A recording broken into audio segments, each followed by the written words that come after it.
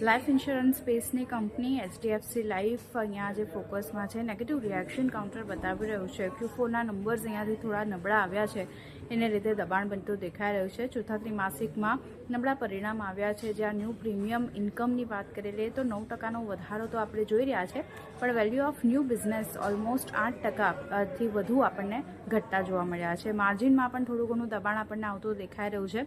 આંકડા ઉપર નજર કરી લઈએ તો ટોટલ એપી જે છે લગભગ 1.3% વધી 5254 કરોડની પાસે યર ઓન યર બેઝિસ પર રહેતા દેખાયા છે. આ એક આંકડો પોઝિટિવ આવ્યો છે, પણ વેલ્યુ ઓફ ન્યૂ બિઝનેસ એટલે કે VNBની જો આપણે વાત કરી લઈએ તો ઓલમોસ્ટ 8.4% ઘટીને જે 1376 કરોડની સામે હતું એની સામે 1261 કરોડની આસપાસ વેલ્યુ ઓફ ન્યૂ બિઝનેસ આપણને આવતા દેખાઈ રહ્યા છે.